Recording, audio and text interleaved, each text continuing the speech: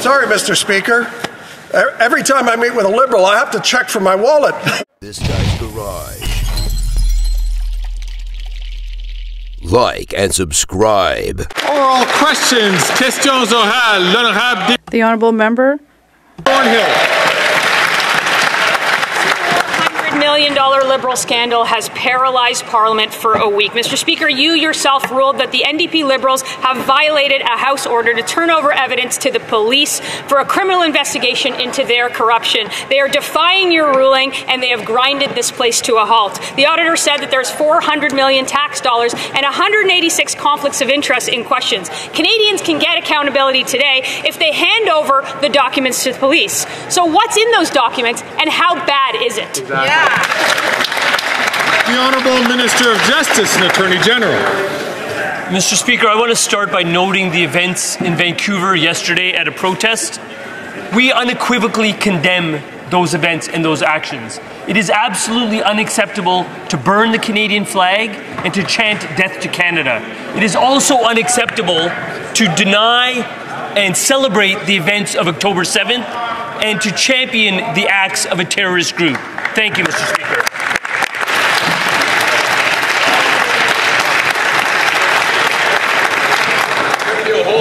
The Honourable Member from Thornhill. Glad that they found the courage to condemn something in this House, but whatever is in those documents, back to the matter at hand that I asked about, must be really bad if they're willing to hide the corruption. Months ago, the Auditor General found that the Liberal appointees gave nearly $400 million tax dollars to their own companies, 186 conflict of interest. I'll ask again for the 7th day in a row, will the NDP Liberals end the cover-up, give proof to the police so we can get accountability for the corruption and get Parliament back to work? Yeah. The Honourable Leader of the Government in the House of Commons. Mr. Speaker, I think it's important I read your ruling into the record because the Conservatives didn't hear it the first time.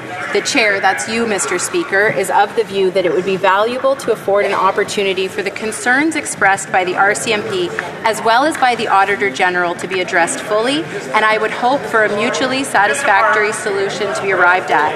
I believe the best way for this to be achieved would be to follow the usual course for a prima facie question of privilege, that is a referral to the Standing Committee on Procedure and House Affairs. We're ready to send this matter to committee. When will the Conservatives do that? Just going to ask all members, please, not to take the floor unless they've been recognized by the Chair. The Honourable Member from Thornhill. Mr. Speaker, the House Leader missed the part where you told them that they're holding this House in contempt. If there is nothing to hide in those documents, then they should be able to hand them over. $400 million to Liberal friends, 186 conflicts of interest from a government that knows really well what a conflict of interest is, all while a record number of Canadians can't afford to eat. How bad are these documents that they would hold this place up for 7 days, defying your order, and to hide the $400 million that they gave to their friends? Yeah. The Honourable Leader of the Government in the House of Commons. Thank you, Mr. Speaker. We're ready for this matter to move on to the Procedure and House Affairs Committee, just as you ruled. The only party that doesn't want that to happen are the Conservatives. They're trying to spin out of their own obstruction because they don't want this to go to committee, because what they will hear is expert after expert talking about the egregious abuse of power that the Conservatives are trying to do in this place to override the rights of Canadians. We're ready to move forward, Mr. Speaker. It's only the Conservatives that are afraid of a vote. Thank you. The Honourable Member from Regina Capel. The Liberal government is violating a parliamentary order to hand over evidence to the RCMP. At issue is the Auditor General's findings that officials at SDTC broke conflict of interest laws 186 times and funneled $400 million of taxpayers' money into their own companies. All this at a time when Canadians can barely afford to eat or heat and house themselves. Now, by refusing to accept your ruling, they have effectively paralyzed Parliament, pushing aside all other work to address the housing crisis, the inflation crisis, and the crime crisis this government unleashed. Why not end the cover-up, hold the lawbreakers to account, and let Parliament get back to work? The Honourable Leader of the Government in the House of Commons. False, Mr. Speaker. Mr. Speaker, that member sat in your chair at one point, and I think he would have an interesting perspective if the opposition was not following his ruling as he is doing. I quote, and I repeat, What you said, Mr. Speaker, is I believe the best way for this to be achieved would be to follow the usual course of a prima facie question of privilege, that is, a referral to the Standing Committee on Procedure and House Affairs. The government is willing to do that. We're willing to vote in favour of it. The only party that is holding Parliament up are the Conservatives because they don't want the truth out there. Thank you, Mr. Speaker. I'm going to ask the honourable member from South Shore St. Margaret's, please, not to take the floor unless recognised. The honourable member. Order. The honourable member from Regina Capel. If she scrolled up just a little bit more on your ruling on the website, Mr. Speaker, she would see where you ruled that withholding evidence after a parliamentary production order is a contempt of Parliament, Mr. Speaker. We're talking about Liberal insiders funneling cash into their own pockets. Why don't they want to get to the bottom of this? Yeah. And while Conservatives are putting forward real solutions to lower taxes, to make housing more affordable, and to end the crime wave that this Prime Minister unleashed, this government is going to great lengths to keep this information hidden. They're effectively obstructing justice. Why not let Parliament get back to work and hand over the evidence to the RCMP? The Honourable Leader of the Government in the House of Commons. Thank you, Mr. Speaker. I'm not even sure the House Leader of the Opposition believes his own spin. He could scroll down a little bit and see what you asked of him, which was to prepare a motion that you said you would accept to send it to committee to be studied. Mr. Speaker, we welcome that. We will get this studied. Let's get this out of the House. But there's only one group of MPs that don't want that to happen, because what will come out is they are trying to abuse the extraordinary powers of this place, override the rights of Canadians, and get rid of police independence. Mr. Speaker, that's not acceptable. The honourable member from Leeds, Grenville, Thousand Islands, Rideau Lakes. Look, this is a case of $400 million and 186 conflicts of interest that are benefiting Liberal insiders lining their pockets while Canadians are lined up at food banks.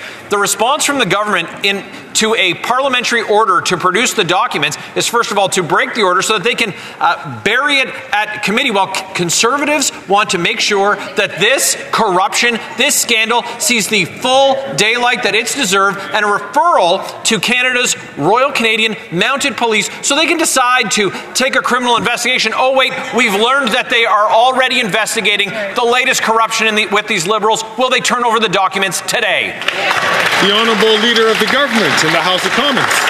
Mr. Speaker, your ruling was very clear. Send this to committee. There's only one group of MPs that are afraid of that going to committee, and we are prepared to vote on that, Mr. Speaker.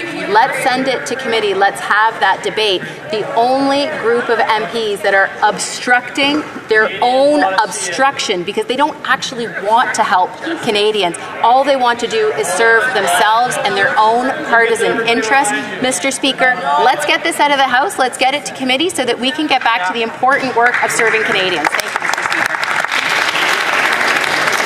The honourable member from Leeds, Grenville, Thousand Islands and Rideau Lakes. Says she wants to get it out of the House. She wants to get it out of the sunlight, the daylight. They want to bury it at committee. They don't want Canadians to know about the latest example of Liberal corruption. We see that conflicts of interest are very common over there. That Prime Minister broke the law twice. The Public Safety Minister broke the law. The Trade Minister broke the law. The Liberal appointed chair of this Green Slush Fund broke the law. Every time these Liberals get a chance, they enrich their friends. They want to hide it from Canadians. Conservatives want to get the truth. We want to get accountability, and we want Parliament to be able to get back to work for Canadians. Will they turn over the documents today?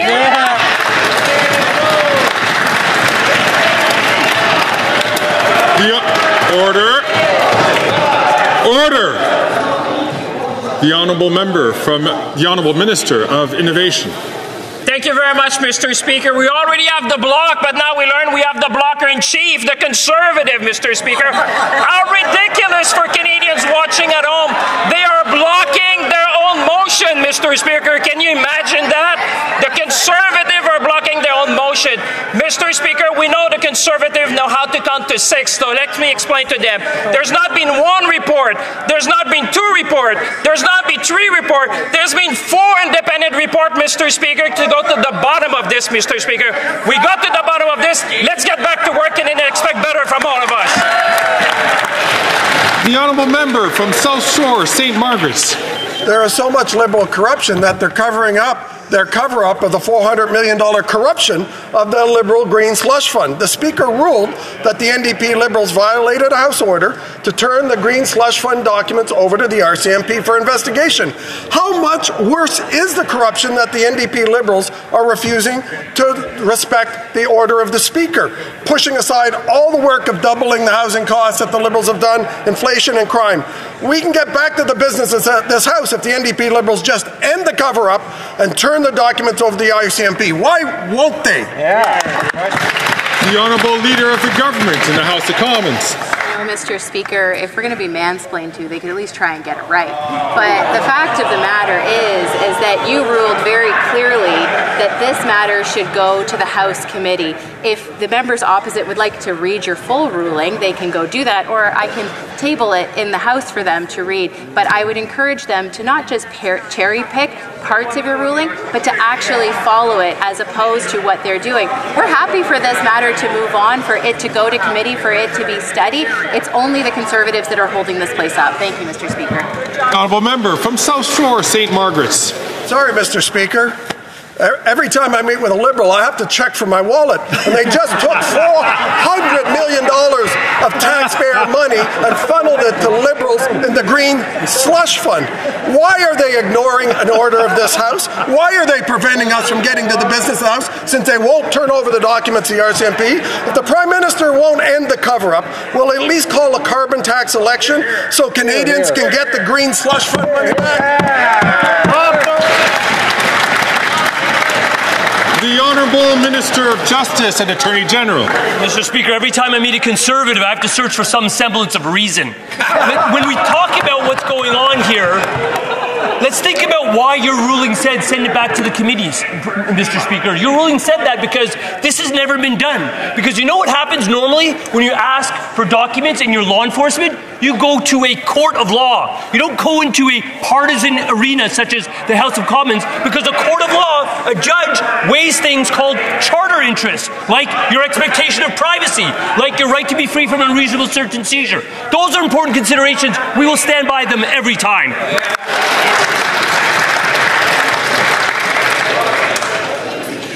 The Honourable Member from Brantford Brant. Mr. Speaker, the latest $400 million scandal from this Liberal government has paralysed Parliament. The Auditor General found 186 conflicts of interest, with close to $400 million handed out to corrupt Liberal insiders, all at a time when Canadians cannot afford to eat, heat, or house themselves. It begs the question, how damning is that evidence that they have grounded Parliament to a halt simply to hide the truth from Canadians? Good question. The Honourable Minister of Justice and Attorney General. Mr. Speaker, I enjoy the interventions from the member opposite, but I also appreciate his experience as a former Crown prosecutor. He used to work closely with the police, and what he would recollect from his past career is that those police operate independently from him as a former Crown, and certainly independently from politicians. Why do they do that, Mr. Speaker? So that we can have confidence in our institutions in this country. You know who doesn't have confidence? People that live under authoritarian regimes. Instead of emulating authoritarianism, how about you join this side and learn how to fight against it?